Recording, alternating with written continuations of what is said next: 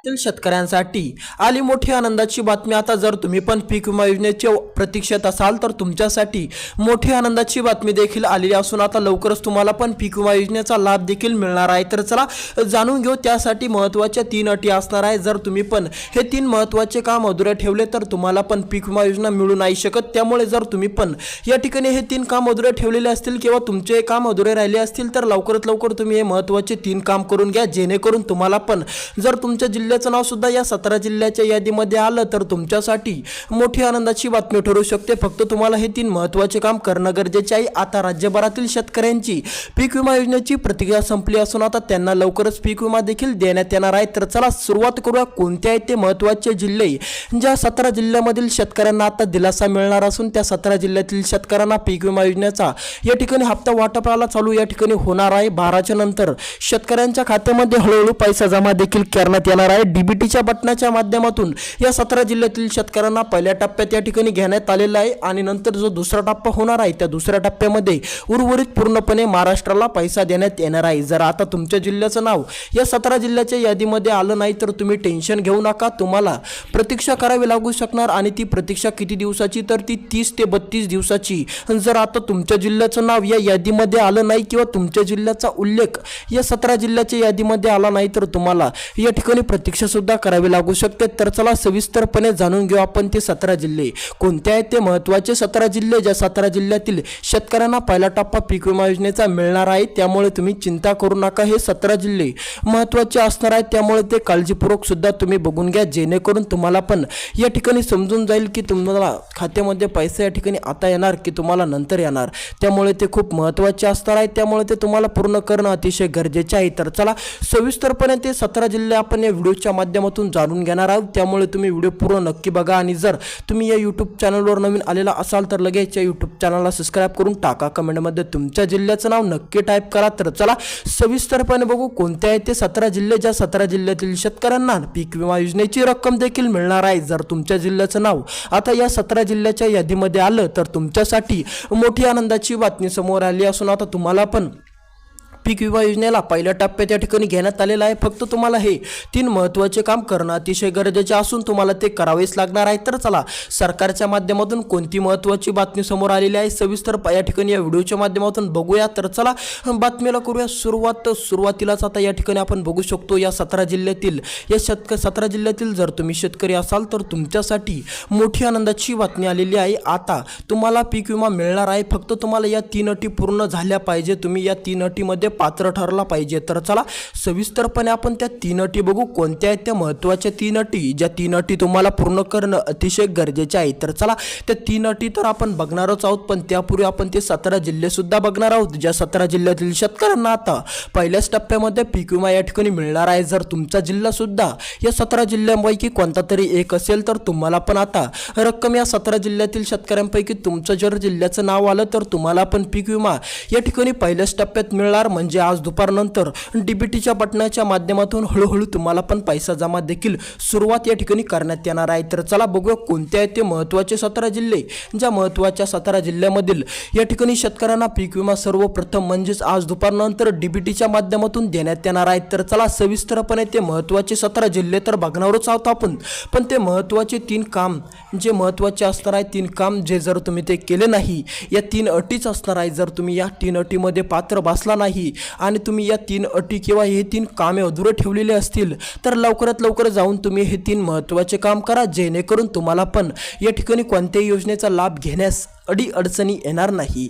तर चला सविस्तरपणे आपण ते महत्त्वाचे 17 जिल्हे बघू आणि महत्त्वाचे ते 3 कामे बघू जे महत्त्वाचे 3 कामे तुम्हाला करणं अतिशय गरजेचे या ठिकाणी सांगण्यात आलेले आहे। राज्य सरकारकडून या ठिकाणी घोषणा झाली असून आता तुम्हाला हे 17 जिल्ह्यातील शेतकऱ्यांना हे 3 महत्त्वाचे काम करणं गरजेचेच या ठिकाणी ठरण्यात आलेलं आहे। जर आता तुमचे हे 3 महत्त्वाचे काम अधुरे असतील तर तुम्हाला पण ते लवकरात लवकर पूर्ण देखील करावे लागणार आहे। त्यामुळे तुमचे जर हे 3 काम तुम्ही अधुरे ठेवलेले असतील किंवा तुम्ही या कामाला सुरुवातच केलेली नसेल, बऱ्यापैकी शेतकऱ्यांचे हे काम पूर्ण आहे, जर तुमचे हे काम पूर्ण असतील तर तुमच्यासाठी आनंदाची बातमी। जर तुमच्या जिल्ह्याचं नाव पण या 17 जिल्ह्यापैकी कोणत्या तरी एका जिल्ह्यामध्ये जर तुम्ही पण राहत असाल तर तुम्हाला पण या ठिकाणी पीक विमा योजनेचा टप्पा आज दुपारनंतर तुम्हाला वाटप चालू होईल. 2 ते 3 दिवस सुद्धा लागू शकतात. डीबीटीच्या माध्यमातून पैसा जो येतो त्या डीबीटीच्या माध्यमातून पैसा येण्यास 2 ते 3 सुद्धा लागू शकतात. 2 ते 3 दिवस सुद्धा. त्यामुळे जर तुम्हाला पैसा आज आला नाही, तुमचं जिल्ह्याचं नाव या 17 जिल्ह्यामध्ये आलं आणि तुमचे हे 3 महत्त्वाचे काम पूर्ण जरी असतील आणि तुम्हाला पैसे आज आले नाही तर तुम्ही चिंता करू नका. कारण की डीबीटीच्या माध्यमातून जो पैसा येतो त्यामध्ये कधी कधी 48 तास सुद्धा लागू शकतात. त्यामुळे चिंता करू नका. तर चला सविस्तरपणे 17 जिल्हे बघू. कोणते आहेत ते महत्त्वाचे 17 जिल्हे, ज्या 17 जिल्ह्यातील शेतकऱ्यांना अतिशय आनंदाची बातमी समोर आलेली आहे. तर चला यामध्ये तुमचा पहिला जिल्हा असणार आहे संभाजीनगर जिल्हा. आता जर तुम्ही पण संभाजीनगर जिल्ह्यामध्ये राहत असाल किंवा तुमची शेती संभाजीनगर जिल्ह्यामध्ये असेल आणि त्या ठिकाणाहून तुम्ही पीक विमास अर्ज केलेला असेल तर तुम्हाला पण मोठा दिलासा देखील मिळणार आहे. तर चला समोरचा जिल्हा बघू आपला कोणताही.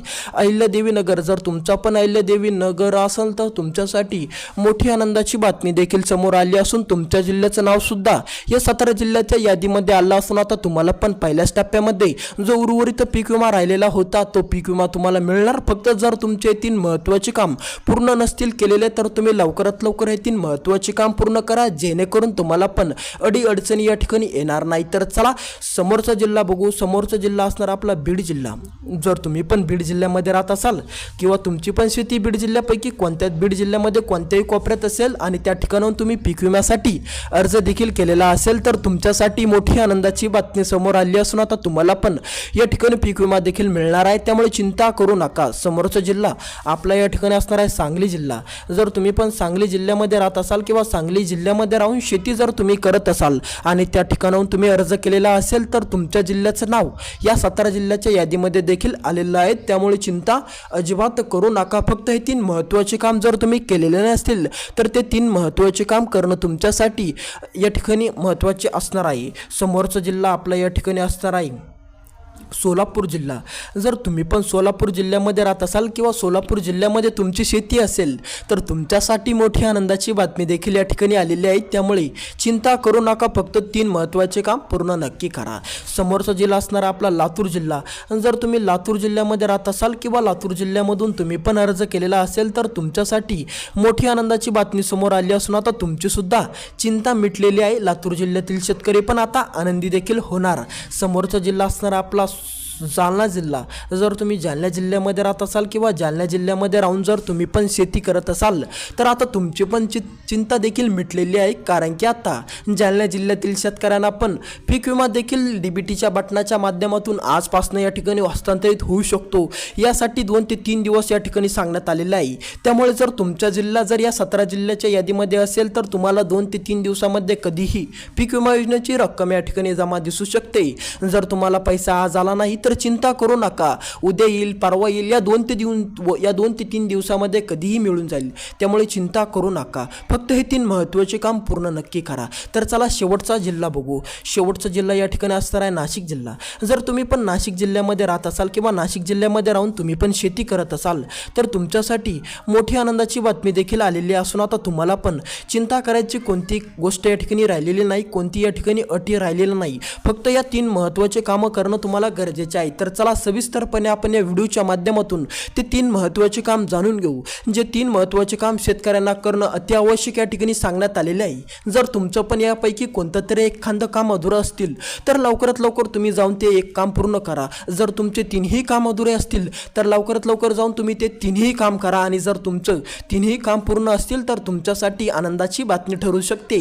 तुम्हाला पण पीक विमा लवकर मिळू शकतो. तर चला सविस्तरपणे ती 3 महत्त्वाचे काम बघू. पण त्यापूर्वी जर आता तुमच्या डोक्यामध्ये असा प्रश्न असेल की या 17 जिल्ह्याच्या यादीमध्ये तुमच्या जिल्ह्याचं नाव किंवा तुमचा जिल्हा आहे की नाही आहे तर कमेंट नक्की करा. तुमचा जिल्हा कोणता आहे, तुमच्या जिल्ह्याचं नाव काय आहे. त्या कमेंटच्या माध्यमातून आम्ही तुम्हाला सांगू की तुमचा जिल्हा या 17 जिल्ह्याच्या यादीमध्ये येतो का नाही येतो. तर चला सविस्तरपणे बघू कोणते आहेत ते महत्त्वाचे 3 काम जे तुम्हाला करणं गरजेचे आहे. आता यामध्ये तुमचं पहिलं काम असणार आहे तुमची KYC करणं. बऱ्यापैकी शेतकऱ्यांची KYC नाही, त्यामुळे त्यांना प्रतीक्षा करावी लागू राहिली. जर तुमची पण KYC केलेली आहे तर तुम्ही या ठिकाणी हे 2 महत्त्वाचे काम करा. तर चला ते दोन महत्त्वाचे समोरचे काम बघू. आता दुसरं आणि महत्त्वाचं काम म्हणजे तुमची फार्मर आय डी. जर तुम्ही फार्मर आय डी काढलेली नसेल तर लवकरात लवकर फार्मर आय डी काढून घ्या, जेणेकरून तुम्हाला पण अडीअडचणीचा सामना देखील करावा नाही लागणार. पहिलं काम आपलं असतं आहे KYC करणं. KYCच्या नंतर दुसरं महत्त्वाचं काम म्हणजे फार्मर आय डी आणि तिसरं महत्त्वाचं काम म्हणजे आधार अपडेट करणं. आधार अपडेट जर तुमचं नसेल तर लवकरात लवकर आधार अपडेट करून घ्या. आणि जर फार्मर आय डी तुमची नसेल, फार्मर आय डी आणि KYC, तर हे दोन महत्त्वाचे काम सुद्धा महत्त्वाचे असणार आहेत. त्यामुळे ते पण तुम्हाला पूर्ण करणं गरजेचे आहे. आणि जर तुमचा जिल्हा या 17 जिल्ह्याच्या यादीमध्ये आला तरच तुम्हाला पहिल्या टप्प्यामध्ये रक्कम मिळणार. त्यामुळे कमेंट नक्की करा तुमचा जिल्हा कोणता आहे. आणि जर तुम्ही नवीन आलेला असाल या यूट्यूब चॅनलवर तर लगेच सबस्क्राईब करून टाका. व्हिडिओ कसा वाटला ते पण कमेंटमध्ये करा. तुमचा जिल्हा नक्की कमेंटमध्ये आम्हाला सांगा.